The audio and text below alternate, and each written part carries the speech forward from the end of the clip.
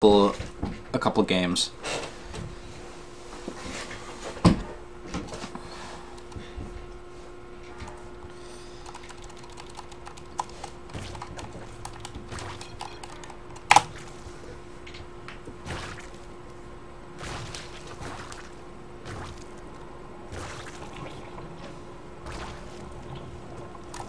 Do I lose points? I don't think I lose points.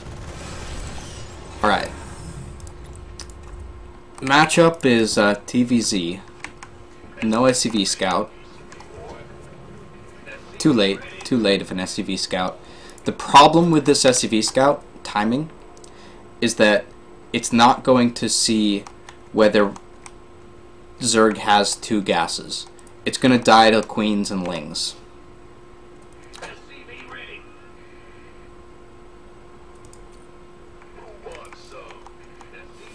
I mean, there are queens out.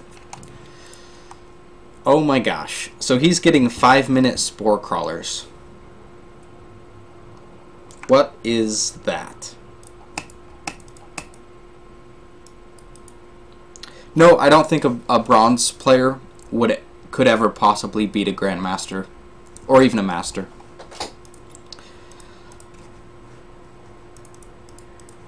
So this guy is absolutely atrocious. I mean, 5-minute spore crawlers? Okay.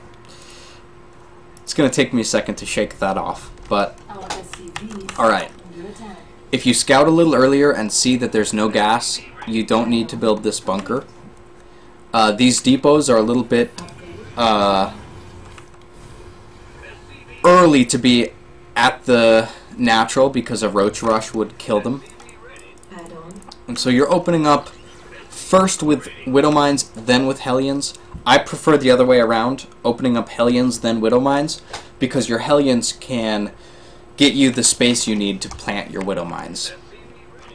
So you're just being really defensive and safe. The medevac is going to come out and not do too much, because you don't have many units yet. Alright, so you're going to do a Hellbat drop. This pathing on the medevac is really bad. There's no reason to go up over here.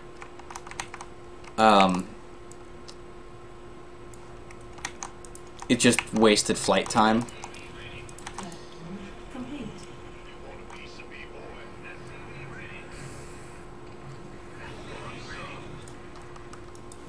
So this could have happened a lot faster.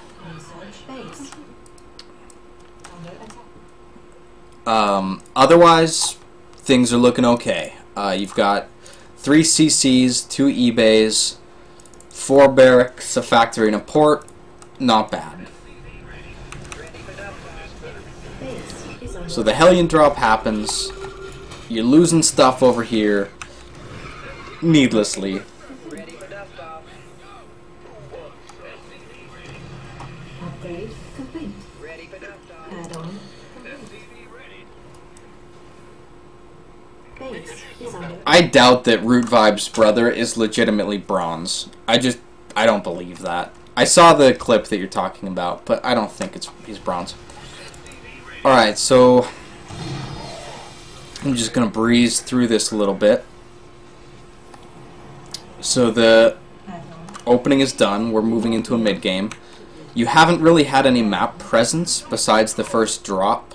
I would have personally liked to see those Hellions being a little bit more active, scouting for his third base, etc.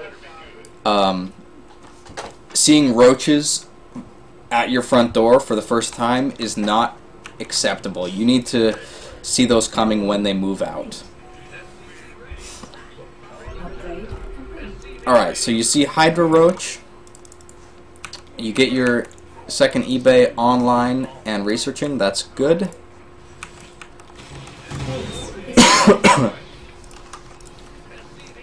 I want to see some more activity from Terran here. More dropping. Finally, we have a couple drops at the 16-minute mark. Those are a little bit late. It's excellent that they're happening.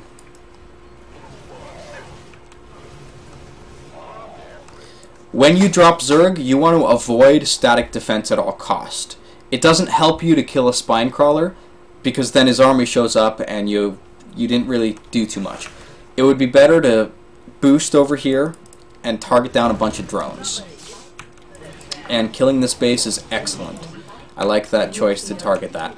So this is where, when you drop this base over here, can you see my finger? You drop this base, and then you take your army on hotkey 1 and you march it down here and you siege up and start attacking. And then with your macro you send out another drop over here. That's the purpose of the drops, is A, to overwhelm your opponent, but B, to get your shit in position. That's what you need to be doing. Okay, so the 4th is all great. Getting 3-2 is great. But I want you to go attack the Zerg, because you're 20 minutes in, he's going to have infestors and he's going to have hive tech. And you do not even have combat shields. And that's not a strategic thing, it's more of just a mistake. Tactical mistake. Alright. So my problem with this is that the drops are done. He doesn't have to worry about those with units, so he can engage your army and make it hard for you to get your tanks in position. You want to use the drops and your main army in conjunction.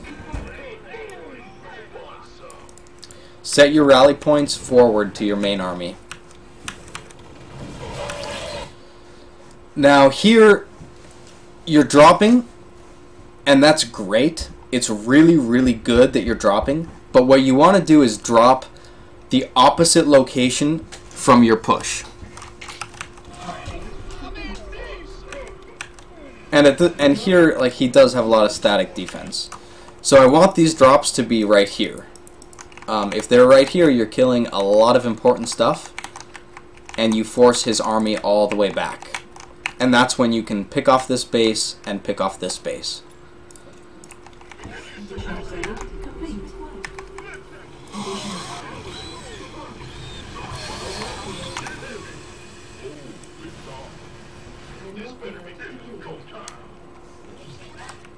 Alright,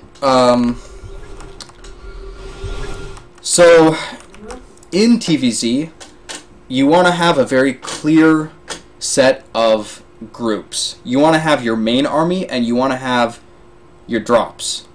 You don't want to have half your army right here and a big huge chunk of guys over here. You need to tighten up your play a little bit.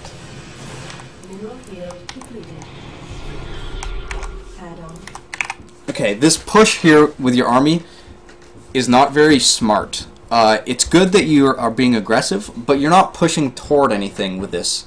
If you want to push this base, come from this angle and use these ledges that you have and use this nice drop pathway. If you want to push this base, come around this way. But you're just sort of pushing into no man's land, and you don't have any terrain. There's no reason to be pushing from this location, right?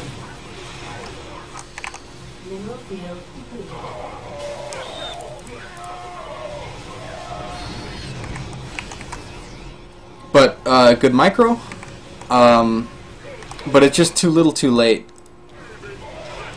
Regardless of whether you win or lose, you're fighting hive tech. You don't want to fight hive tech, you know. You could win, but bashing through broodlords with marauders is not a very successful strategy. So he cleans up the drop, as he well should.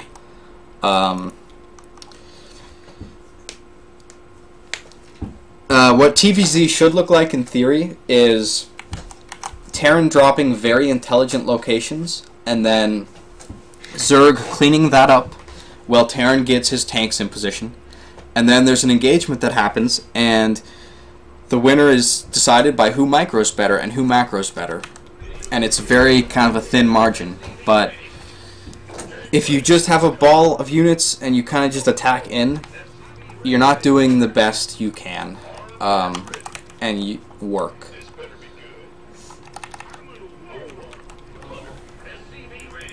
Very good game, though. Like, this has been a very good game. A lot of back and forth, a lot of battles, a lot of drops.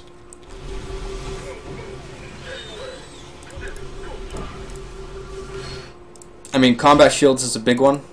Concussive shells is a big one. Those are important upgrades. And I want you to keep the drops going.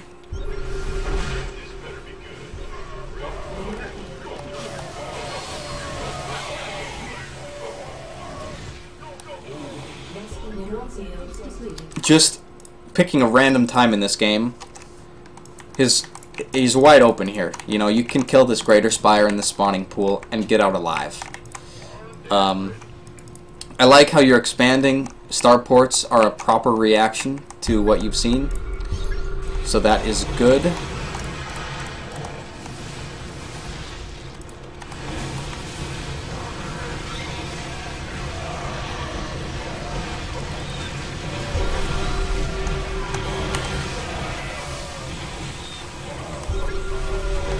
And it's turning into a very close, scrappy type of a game here. Nice game.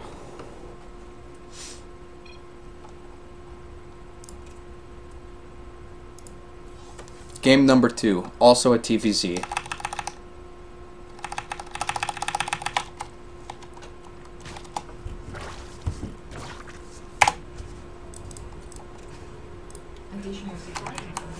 Ten debut at the wall, 12 barracks. I want, yeah, you got the scout queued up after the barracks. That's the correct timing. CC, depot, double gasp, perfect. SCV, bunkers, fine, because you saw a gas. So far, this opening looks a lot cleaner than the last one. Really good. Reactor. Excellent.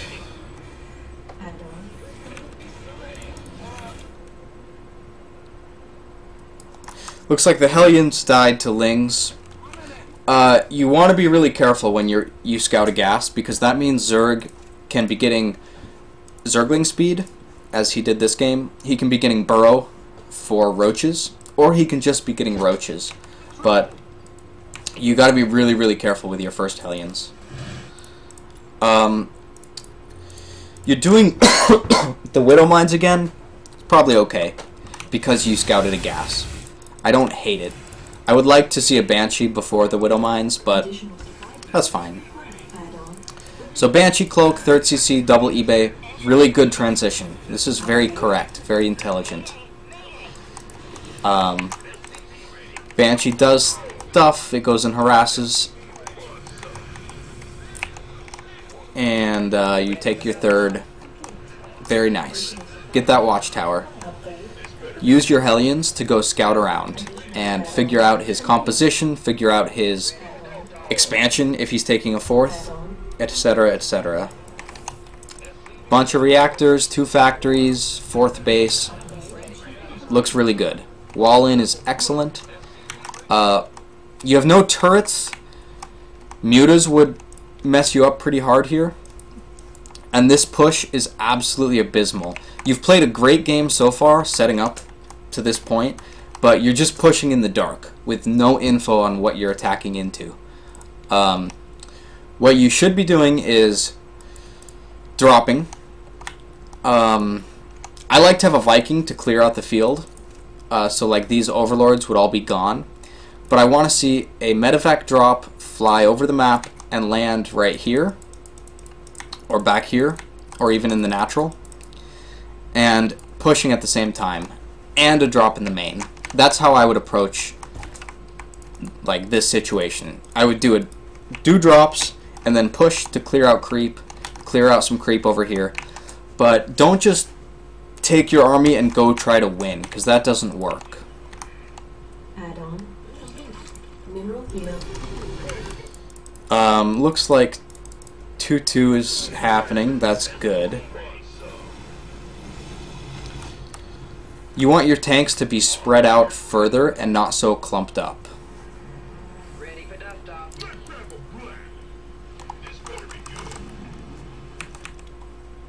Alright, on the macro side of things, very nice. You did a great opening, and you've got a great economy, really nice walls, and 4 bases. But I want to see more drops, and that's pretty much the only thing you're lacking at this point. So here, if your tanks were spread out like a lot better, this would look a lot better for you. So he pulls back, and your drop should be targeting down drones. Excellent. That's a great choice. Yeah, now this is where you can move your army forward. That's very smart. I like to see that. So you get the drop. He's running all his stuff back into his main to defend, and that's when you push forward. And that's when you can push your tanks forward. You're going to want this macro with your army, but that's just a rally point thing. But yeah, this is really good play. Just clear up tumors and set up a good engagement.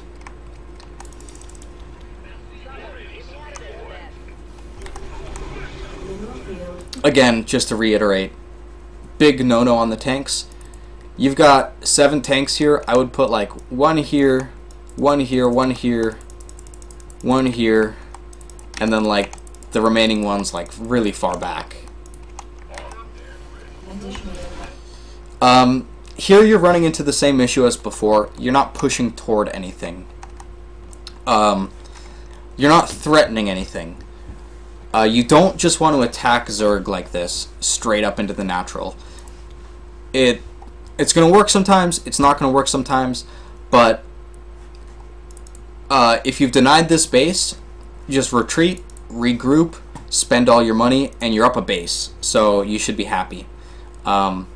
This base should not be happening, or it should at least be contested. But once you deny base, there's no need to keep pushing forward. You've already strategically won if you're up a base. Alright, good splits and stuff. Add-on complete.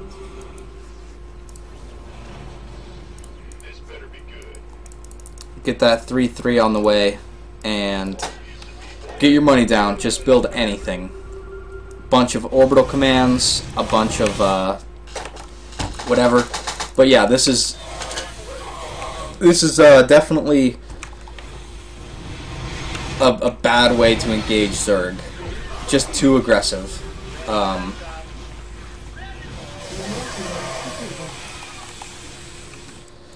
Essentially, you can win engaging like this, but you can your win percentage is going to be higher if you engage properly.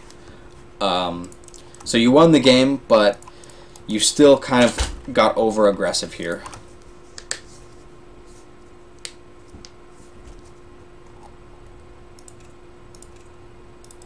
Alright, game number 3.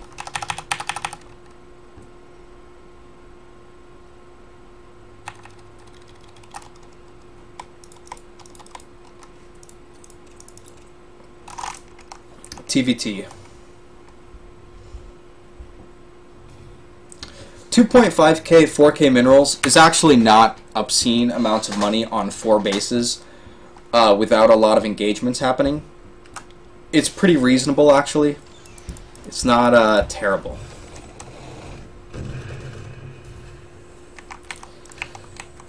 Alright, so TVT, double gas, 1-1-1 opening.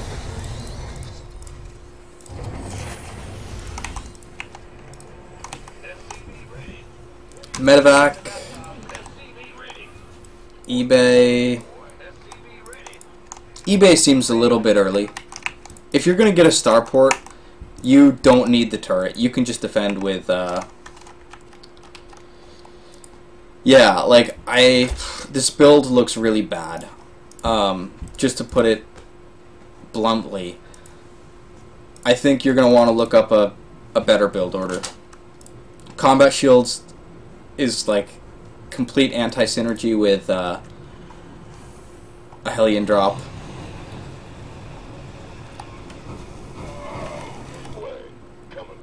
One base Battle Hellion drops are reasonable, but this build order was a little bit sloppy. Alright, so you're transitioning into bio. Somebody, get me out of this mess. Add-on complete. Upgrade complete. Super duper late expansion. And unnecessary turrets. If you're only on 2 bases, and your opponent's on 2 bases, your opponent's not going to have more units than you are. That's what you experienced when you dropped up here. If you're both on the same economy, in theory you're going to have the same stuff. So the defender's advantage was going to keep you safe. If you're on 3 bases playing mech against a bio player on 2 bases, that's when you can turret up. But there's just no reason that you're going to be behind on army here. Ignoring the fact that you lost units to kill SCVs. Add-on complete.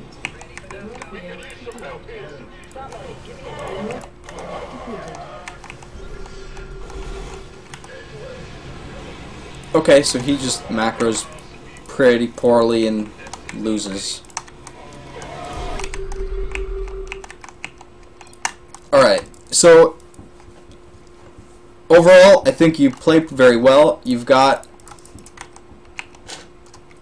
a very terrific sense of what you want in your base.